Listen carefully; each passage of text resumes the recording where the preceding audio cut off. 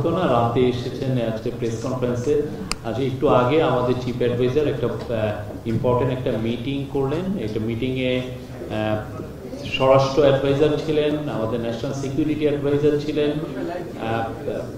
Khodabux Chowdhury special assistant on home affairs উনি ছিলেন, যারা আইন শৃঙ্খলা বাহিনীর প্রধান আইজিপি বাহারুল আলম, কোস্টগার্ডের প্রধান ডিজি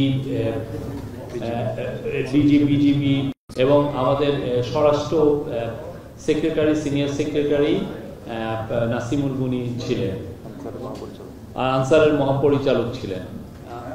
আজকের মিটিং এর মূল ইস্যু ছিল যে স্বরাষ্ট্র মন্ত্রণালয়ের বিষয়ে যে প্রস্তুতি সামনে, আমাদের জানেন যে নির্বাচন হবে, নির্বাচনের আমরা দুইটা সম্ভাব্য টাইম জানিয়েছি। একটা হচ্ছে যে স্যার জাতির উদ্দেশ্যে ভোটে জানিয়েছিলেন যে এপ্রিলের প্রথমার্ধে ইলেকশন হবে। পরবর্তীতে আমরা আরও জানিয়েছি যে যদি প্রস্তুতি সম্পূর্ণ হয়, সংস্কার হয়ে যায়, তাহলে সেটা রোজার আগেই ইলেকশন হতে পারে ফেব্রুয়ারিতে। তো এই বিষয়ে নির্বাচনের প্রস্তুতির বিষয়ে আসলে আজকে পুরো প্রায় 2 ঘন্টার মিটিংয়ে রিভিউ করা হয়েছে এবং আজকে অনেকগুলো ইম্পর্টেন্ট নির্দেশনা দিয়েছেন চিফ অ্যাডভাইজার। প্রথম নির্দেশনা ছিল যে আইন শৃঙ্খলা বিষয়ক যত প্রস্তুতি নির্বাচনকে ঘিরে সব প্রস্তুতি উনি নিতে বলেছেন বাই ডিসেম্বর। এই ডিসেম্বরের মধ্যে সমস্ত প্রস্তুতি শেষ করতে বলেছেন বাই ডিসেম্বর। এই প্রস্তুতিগুলোর মধ্যে অনেকগুলো বিষয় আছে, যেমন আইন শৃঙ্খলা বাহিনীতে 17,000 নতুন member of security forces like police, BGB, coast guard নেওয়া হচ্ছে এই নির্বাচনকে সামনে রেখে। তাদের রিক্রুটমেন্ট এবং তাদের ট্রেনিংটা খুব ইম্পর্টেন্ট, যাতে এই সময়ের মধ্যে শেষ হয় সেই বিষয়ে উনি নির্দেশ দিয়েছেন। নির্বাচনকে সামনে রেখে আপনি জানেন অনেক পায়তারা হয় যে এটাকে আইন শৃঙ্খলা পরিস্থিতি যাতে ডিটোরিয়েট করে সেই বিষয়ে অনেক পায়তারা থাকে। তো উনি আজকে নির্দেশ দিয়েছেন যে আইন শৃঙ্খলা বাহিনী যাতে কঠোরভাবে আইন প্রয়োগ করে এই আগামী মাসগুলোতে নির্বাচনকে সামনে রেখে। আর উনি মিটিংয়ে জানানো হয়েছে যে 8 লক্ষর মতো আইন শৃঙ্খলা বাহিনীর মেম্বাররা ইলেকশন ডিউটিতে থাকবেন।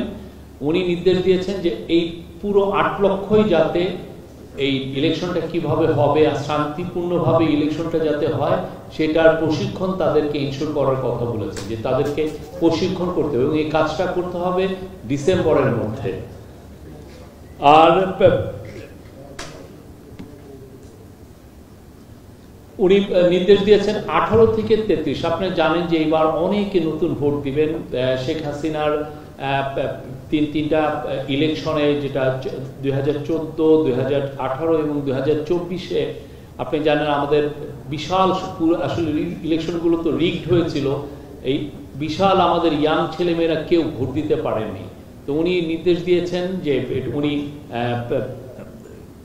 মিটিংয়ে বলেছেন যে যাতে 18 থেকে 33 বছর বয়সীদের যাতে পৃথক একটা ভোটার তালিকা করা যায় সেটা একটু খতিয়ে দেখার জন্য বলেছেন এবং তাদের জন্য যাতে আলাদা ভোটিং বুথ রাখা হয় নির্বাচনী কেন্দ্রগুলোকে, সেটার জন্য উনি দেখেছেন। এটা অবশ্যই লজিস্টিক্যাল একটা বিষয়, সেটা যাতে তারা খতিয়ে দেখেন এটা কিভাবে ইনশিওর করা যায়।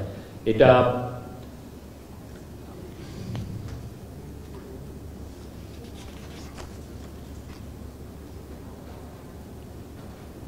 নির্বাচনকালীন সময়ে আইন শৃঙ্খলা বাহিনী কিভাবে ডিপ্লয়েড হবে এটা একটা ইস্যু। কোথায় কোথায় ডিপ্লয়েড হবে আপনারা জানেন, যে বর্ডার এরিয়াতে কিভাবে ডিপ্লয়মেন্ট হবে, দেশের বিভিন্ন জায়গায় ডিপ্লয়মেন্ট এবং ঝুঁকিপূর্ণ কেন্দ্রে কিভাবে ডিপ্লয়মেন্ট হবে, কতজন আনসার থাকবেন, কতজন পুলিশের সদস্য থাকবেন, বিজিবি বা সেনাবাহিনী কিভাবে থাকবেন, স্ট্রাইক ফোর্স হিসাবে কিভাবে থাকবেন, সেগুলো নিয়ে আজকের মিটিংয়ে বিস্তারিত আলোচনা হয়। এবং ওইখানে বলা হয় যে 8 লক্ষের মধ্যে 5,70,000 হচ্ছে হলো আনসার এবং 1,41,000 হচ্ছেন পুলিশের সদস্য। উনি পুলিশকে বাংলাদেশের 47,000 পুলিশ, মিটিংয়ে বলা হয়েছে যে 47,000-এর মতো ভোটিং কেন্দ্র থাকবে এবং তারা দেখেছেন, অ্যাসেসমেন্ট করে দেখেছেন যে 16,000-এর মতো ভোট কেন্দ্র হচ্ছে ঝুঁকিপূর্ণ হতে পারে। তো এই ঝুঁকিপূর্ণ কেন্দ্রে কিভাবে শান্তিপূর্ণভাবে ইলেকশন ভোটটা কন্ডাক্ট করা যায় সেই জন্য উনি নির্দেশ দিয়েছেন, এবং সেটা নিয়ে আজকে অনেক বিস্তারিত আলোচনা হয়েছে। তার মধ্যে যেগুলো মেজার চিন্তা ভাবনা করা হচ্ছে নেওয়ার জন্য, এবং সেটা হচ্ছে যে পুলিশের বডি ক্যাম রাখার জন্য, এবং প্রত্যেকটা কেন্দ্র যাতে সিসিটিভির আওতায় আসে সেটা একটা নির্দেশনা দেওয়া হচ্ছে, এবং এই সিসিটিভি গুলো যাতে মনিটরিংটাও ঠিক মতো হয়। মানে আমি সিসিটিভি লাগালাম কিন্তু দেখা যাচ্ছে মনিটরিং হচ্ছে না, সে বিষয়ে প্রশিক্ষণ নিতে বলেছেন এবং খুব এটা নিয়ে কাজগুলো করতে বলেছেন।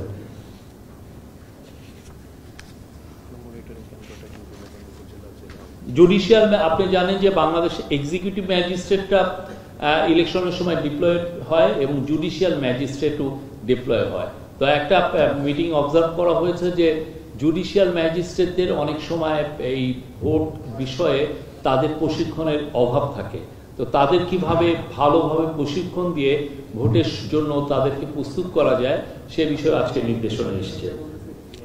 আর আগে আপনারা জানতেন যে ইলেকশনের সময় 4 দিন একটা পুলিশ বা সিকিউরিটি ফোর্সের একটা ডেপ্লয়মেন্ট হতো। এবার বলা হচ্ছে যে এটাকে কিভাবে 7 দিনের মধ্যে ডেপ্লয়মেন্টটা করা, এবং যাতে করে নির্বিঘ্নে এবং ভোটের আগের কোনো ধরনের ভায়োলেন্সকে যেন এটা প্রতিহত করা যায়, এবং ভোটের পরেও যেন আইন শৃঙ্খলা পরিস্থিতি যাতে ডিটোরিয়েট না হয় সেটা লক্ষ্য রাখার জন্য কিভাবে 7 দিনের ডেপ্লয়মেন্টে কিভাবে হয় এটা নিয়েও আজকে যথেষ্ট আলোচনা হয়েছে। আর নির্বাচনের আগে ডিসি, এসপি, ওসি, টিএনও এগুলোকে রিশাফল করার কথা বলা হয়েছে, এবং রিশাফলটা কিভাবে করা হবে এটা একটা র্যান্ডম ওয়েতে করবে। আর আমি আরো অনেকগুলো বিষয় আছে, আমি আমার ডিপিএস আবুল কালাম আজাদ ওনাকে বলবো এই যে রিশাফল থেকে শুরু করে আরো কিছু কিছু নির্দেশনা ছিল ওগুলো নিয়ে বলবেন। জি ধন্যবাদ। মোটামুটি গুরুত্বপূর্ণ পয়েন্টগুলো শুরু করে বলেছেন। রিশাফলের কথা যেটা আলোচনা হয়েছে যে এমপ্লয়ি নাম্বার দিয়ে এই নাম্বার ধরে আপনার রিশাফলিং করে লটারির মাধ্যমে এই ডিপ্লয়মেন্টগুলো, এই অ্যাপয়েন্টমেন্টগুলো করা যায় কিনা সেটা ভেবে দেখতে মাননীয় প্রধান উপদেষ্টা বলেছেন, যাতে এই অ্যাপয়েন্টমেন্টগুলোর ক্ষেত্রে কেউ কোনো ধরনের প্রভাব না খাটাতে পারে। সেটা আমরা কোশ্চেন পড়েন পরে প্লিজ, শেষ হয়নি। এটা একটা আলোচনা এসেছে। আরেকটা বিষয়, গুরুত্বপূর্ণ বিষয় আলোচনা হয়েছে যে আপনার এর আগে আপনারা দেখেছেন যে নির্বাচন কমিশন, আমরা গত সরকারের আমলে একটা উপনির্বাচনের সময় দেখেছিলাম যে নির্বাচন কমিশন একটা সিসিটিভি ক্যামেরার মাধ্যমে নির্বাচনকে পর্যবেক্ষণ করে ওই পুরো একটা আসনের নির্বাচনকে বাতিল করে দিয়েছিল। এর প্রেক্ষিতে পরবর্তীতে আইন সংশোধন করে নির্বাচন কমিশনের এই ক্ষমতাটা খর্ব করা হয়েছে। তারা শুধুমাত্র এখন নির্দিষ্ট কেন্দ্রের নির্বাচন বাতিল করতে পারে। নির্বাচন কমিশনের এই ক্ষমতাটা ফিরিয়ে দেওয়া যায় কিনা, কোনো নির্দিষ্ট আসনে যদি ব্যাপক অনিয়ম হয় নির্বাচন কমিশন সেই আসনের পুরো নির্বাচনটাকে বাতিল করতে পারে কিনা সেই বিষয়ে আইনি দিকটা খতিয়ে রাখার জন্য মাননীয় প্রধান উপদেষ্টা আজকে উপস্থিত যারা কর্মকর্তা ছিলেন তাদেরকে নির্দেশ দিয়েছেন। আর মেয়েরা যাতে ভোট ভালোভাবে দিতে পারে, নারী ভোটারদেরকে যাতে বিশেষভাবে তারা ভোট দিতে পারে। একটা বিষয় ব্যাপকভাবে আলোচনা হয়েছে, সেটা হচ্ছে আজকের মিটিংয়ে যে আইন শৃঙ্খলা রক্ষাকারী বাহিনী বা নির্বাচনী দায়িত্ব যারা পালন করে তাদেরকে তো প্রশিক্ষণ দেওয়া হবেই, ভোটারদেরও যাতে প্রশিক্ষণ দেওয়া হয়। কারণ অনেক ভোটার আছেন যারা নতুন ভোটার, এরা কখনো ভোট দেননি, তারা কীভাবে ভোট দেবেন এটা যাতে তারা আগে থেকেই জানতে পারেন, ভোটারদের প্রশিক্ষণের বিষয়টাও আজকে আলোচিত হয়েছে।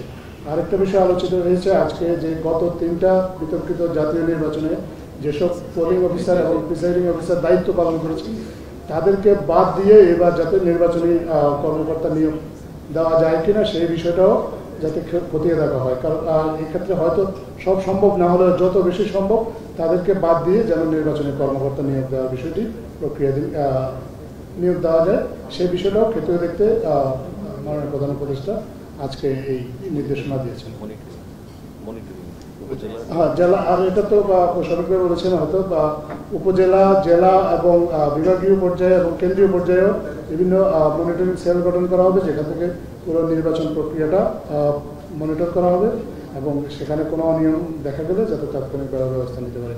আজকে এই মিটিংটার মূল উদ্দেশ্যটাই ছিল নির্বাচন সংক্রান্ত আইন শৃঙ্খলা রক্ষাকারী বাহিনী তাদের প্রস্তুতি নেওয়ার জন্য, এবং এখানকার মূল বক্তব্যটা মাননীয় প্রধান উপদেষ্টা বলেছেন ভোটার, আইন শৃঙ্খলা রক্ষাকারী বাহিনী এবং অন্যান্য যারা কর্মকর্তা নির্বাচনের সাথে সংশ্লিষ্ট আছেন তাদের প্রত্যেকের নির্বাচন সংক্রান্ত যাবতীয় প্রস্তুতি তারা ডিসেম্বরের মধ্যে সম্পন্ন করতে হবে। এই জন্য যদি যে জনবল নিয়োগের কথা বলা হয়েছে, যেগুলো অলরেডি প্রক্রিয়াধীন আছে, সেই প্রক্রিয়াগুলো সম্পন্ন করার কথা বলা হয়েছে, যেগুলো এবং তাদের ট্রেনিংটার কথা বলা হয়েছে, এবং এই ক্ষেত্রে যদি কোনো ক্রয়ের কোনো বিষয় থাকে তাহলে সেই ক্রয়গুলো বিশেষ করে পুলিশের বডি ক্যাম্প, যেটা কথা আলোচনা হয়েছে, যাতে পুলিশ 47,000 নির্বাচনী কেন্দ্র, প্রত্যেকটা কেন্দ্রে যাতে পুলিশ বডি ক্যাম্প ব্যবহার করতে পারে, সেই জন্য বডি ক্যাম্প প্রকিউরমেন্টটা খুব দ্রুত সম্পন্ন করার জন্য মাননীয় প্রধান উপদেষ্টা নির্দেশ দিয়েছেন। সেখানে স্বরাষ্ট্র উপদেষ্টা ছিলেন, উনি আজকে বলেছেন যে তাদের কাছে যেসব বডি ক্যাম্প আছে অলরেডি, ইতিমধ্যে 2000 বডি ক্যাম্প স্বরাষ্ট্র মন্ত্রণালয়ের কাছে আছে, এগুলো এই আগামী সপ্তাহ থেকে ওনারা কমিশনিং শুরু করে দেবে বিভিন্ন থানাতে। আরেকটা বিষয় আলোচিত হয়েছে যে থানায় যারা পুলিশ যারা দায়িত্ব পালন করবে, এক থানার পুলিশকে অন্য থানায় দায়িত্ব দিয়ে দেখা যেতে পারে কিনা, যাতে করে তারা কোনোভাবেই নির্বাচন প্রক্রিয়াটাকে কেউ তাদের দ্বারা প্রভাবিত করতে না পারে। এইটাও আজকে সবাই আলোচিত হয়েছে। আজকে সবাই কোনো সিদ্ধান্ত হয় নাই, মূলত মাননীয় প্রধান উপদেষ্টা এই নির্দেশনাগুলো দিয়েছেন, ওনার নির্দেশনার আলোকে পরবর্তীতে সংশ্লিষ্ট সরকারি দপ্তরগুলো এই প্রয়োজনীয় সিদ্ধান্তগুলো বাস্তবায়ন করবে। ধন্যবাদ আপনাদেরকে। আর মিটিংয়ে অনেকগুলো কথা বলেছেন যে আমাদের মাননীয় চিফ অ্যাডভাইজার, উনি বলেছেন আগে যে ধরনের নির্বাচন হচ্ছিল সেটা হচ্ছে লোক দেখানো নির্বাচন। নির্বাচন বিশ্বের সংশ্লিষ্ট সবাইকে সেই জন্য একটা প্রকৃত নির্বাচন কি করে আয়োজন করতে হয় সেটা ট্রেনিং দিতে হবে, কার কি ভূমিকা সেটা পরিষ্কার থাকতে হবে, দরকার হলে রিহার্সাল নির্বাচন করতে হবে যাতে অনুশীলন হয়। উনি আরো বলেছেন যে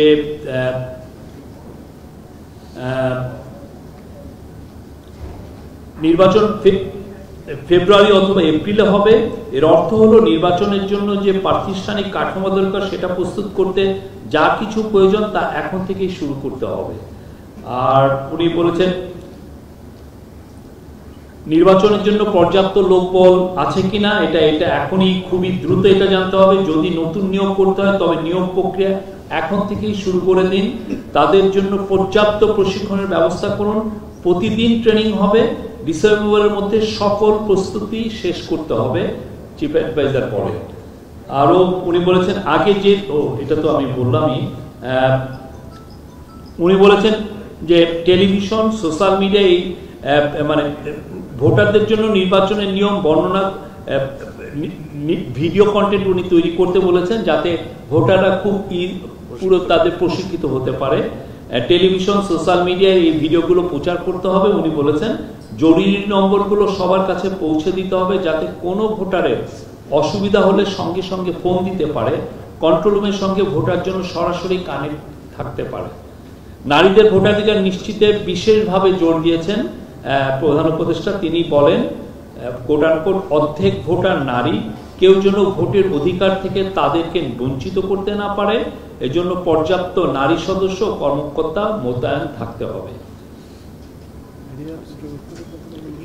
আর যারা প্রথমবারের মতো ভোট দিবে তাদের জন্য বিশেষ ব্যবস্থা রাখার নির্দেশ আমরা অলরেডি বলেছি। তো তিনি বলেন 16 বছর মানুষ কোনো ভোট দেখেনি। ভোটারদের স্মৃতিতে আছে ভোট কেন্দ্রে মারামারি, ভোট চুরি। আগামী নির্বাচনে ভোটারদের জন্য একটা ভালো অভিজ্ঞতা হয়, একটা সুন্দর স্মৃতি থাকে। প্রথম ভোট যারা দিবে এটা তাদের জন্য গৌরবের, সেজন্য ভালো অনুভব করে। এই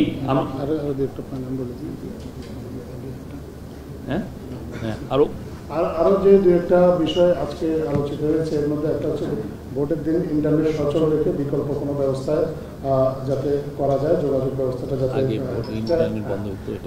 আগে তো আমরা দেখেছি যে ভোটের দিন ইন্টারনেট বন্ধ করে রাখা হতো, এবং ইন্টারনেট ব্যবস্থাটা যাতে সচল রাখা যায়।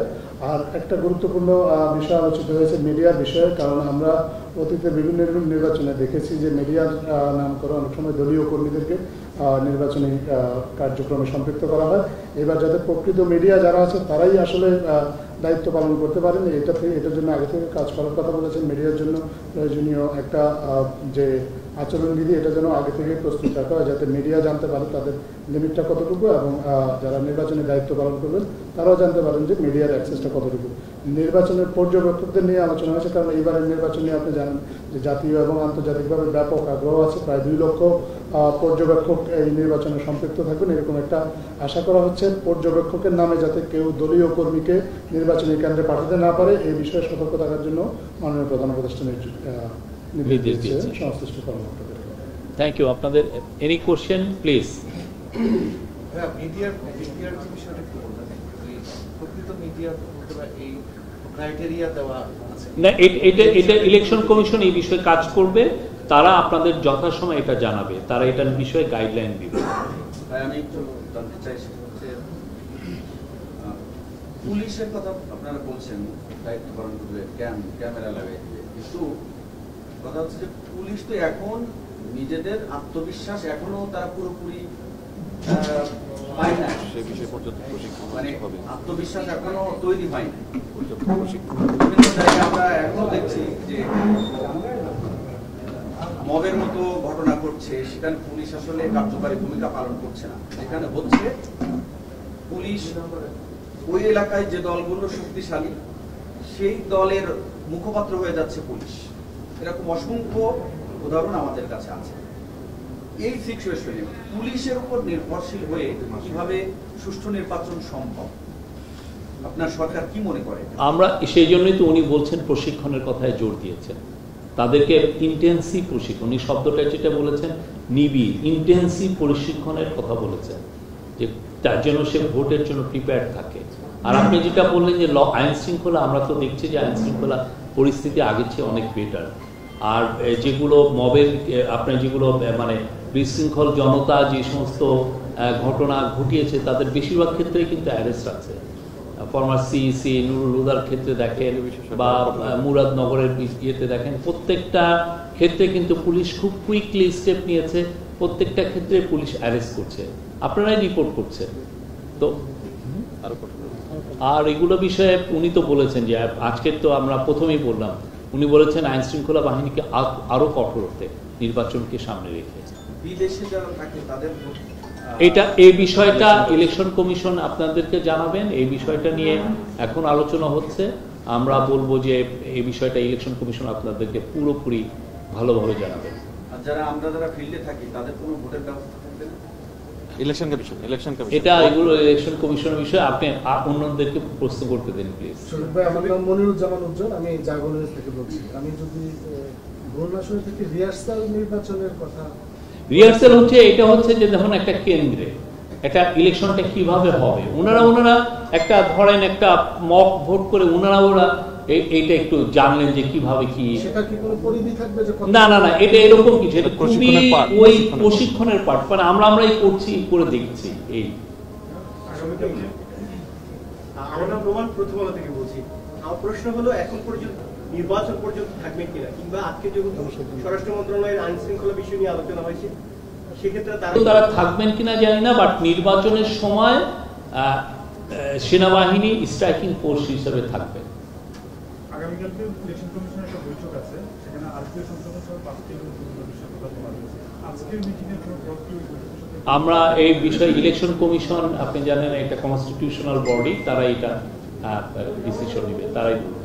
আরেকটা বিষয় হচ্ছে সিসি ক্যামেরার কথা বলা হচ্ছে। এর আগে আমরা দেখেছি সিসি ক্যামেরা মানে সারা দেশে যখন হচ্ছে নির্বাচন হয় তখন কন্ট্রোল করতে গিয়ে ইলেকশন কমিশন থেকে টিম খেতে হয়, লোকবল সংকট। এখনো যদি হচ্ছে মানে সেন্ট্রালি হচ্ছে যে কন্ট্রোল করা হয়, আমরা এর আগে দেখেছি এখন সিইসি হচ্ছে নির্দেশনা দিয়েছেন যে ওকে থামাও, কিন্তু থামানো হয়নি। এই বিষয়টাও এই ওনার নজরে এসছে, এই বিষয়ে উনি বলেছেন নিবিড় প্রশিক্ষণের বিষয়, যাতে যে কোনো অফিসিয়াল যারা প্রিজাইডিং বা পোলিং অফিসার হচ্ছেন তারা যাতে প্রশিক্ষিত থাকেন, ইভেন টেকের ব্যাপারে, যে সমস্ত টেক ইউজ করছে, সিসিটিভি বা বডি ক্যাম, সেগুলোর ব্যাপারে যাতে সবাই প্রশিক্ষিত থাকে, এবং যাতে কন্ট্রোল রুমগুলো, আমরা তো বলছি যে আজকের মিটিংয়ে বলা হয়েছে যে কন্ট্রোল রুম উপজেলা, জেলা এবং বিভাগওয়ারি প্রত্যেকটা জায়গায় করা হবে। তো সেক্ষেত্রে যাতে কন্ট্রোল রুম থেকেও যারা এটা মনিটর করবেন তারাও যেন প্রশিক্ষণ নেন, সেই বিষয়ে বলা হয়েছে। প্রশ্ন হচ্ছে যে আপনি বললেন যে প্রধান উপদেষ্টা বলেছেন আগে নির্বাচনগুলো ভালো হয়নি এবং যারা নির্বাচনী কর্মকর্তা হিসেবে ছিলেন এরপর থেকে প্রিজাইডিং অফিসার হোর্ডিং এজেন্ট বা এরকম বাংলাদেশে এটা সম্ভব নেই, কারণ প্রিজাইডিং অফিসার সাধারণত যারা প্রাইমারি স্কুলের প্রধান শিক্ষক অথবা হাই স্কুলের টিচার এদেরকেই নিয়োগ দেওয়া হয়। এটা কিন্তু উনি বলে, আমরা যে শব্দটা বলেছি যে উনি খতিয়ে দেখতে বলেছেন যে কারা কাকে কাকে, এবং যতটা সম্ভব যাতে এই কন্ট্রোভার্সিয়াল যারা লোকজন যারা ওই সময় আপনারা জানেন অনেক অফিসিয়াল খুব অতি উৎসাহী হয়ে এই রিগিং এ হেল্প করেছেন, আমরা যতটা সম্ভব এদেরকে সরিয়ে যাতে ইলেকশনটা করা যায়। আমার নাম কাউসার আজম, আমি আমার একটু জানার বিষয় যে জাতীয় ঐক্যমত্য কমিশনের যে বৈঠক চলছে, বৈঠকে আমরা বেশ কিছুদিন আমরা যে কয়েকটা বৈঠক হচ্ছে, মৌলিক যে সংস্কারের প্রশ্ন সেই সব সংস্কারের এখনো ঐক্যমত্য পোষণ করে নাই, বিশেষ করে বিএনপি। তো এখন প্রশ্ন হচ্ছে যে দ্বিপক্ষ বিশিষ্ট যদি তাহলে মানে পিআর সিস্টেমে নির্বাচনের দাবি উঠছে, তারপরে জাতীয় নির্বাচনের আগে স্থানীয় নির্বাচনের দাবি উঠছে, এইসব বিষয়গুলো নিয়ে আসলে আলাপ আলোচনা। এটা তো ঐক্যমত্য কমিশনের সাথে সরি এই মিটিং এগুলি আলোচনা ব্যাটারি শেষ, অসুবিধা না, আপনি বলুন। ঐক্যমত্য কমিশনের সাথে এই আলাপগুলো তো হচ্ছে পলিটিক্যাল পার্টিগুলো, আর আমি বলবো যে অধৈর্য হবেন না, এটা নিয়ে ঐক্যমত্য কমিশনের আমরা আশাবাদী, এগুলো প্রত্যেকটা বিষয়ে আলোচনা হবে এবং একটা খুবই আমরা বলবো যে একটা ভালো কনক্লুশন হবে, খুব সবাই অ্যাকসেপ্টেবল একটা রেজাল্ট আসবে। তাহলে কি এপ্রিলে বা ফেব্রুয়ারি, এটা কি সামনে রেখেই ডিসেম্বরের মধ্যে প্রস্তুতি? এটাই তো উনি তো জাতির উদ্দেশ্যে ভাষণে বলেছেন যে এপ্রিলের প্রথমার্ধে হবে। পরবর্তীতে আমরা বলেছি যে যদি সংস্কারগুলো হয় সেরকম যদি প্রস্তুতি নেওয়া যায় তাহলে ফেব্রুয়ারি মানে রোজার আগেও হতে পারে, এটা বলা হয়েছে।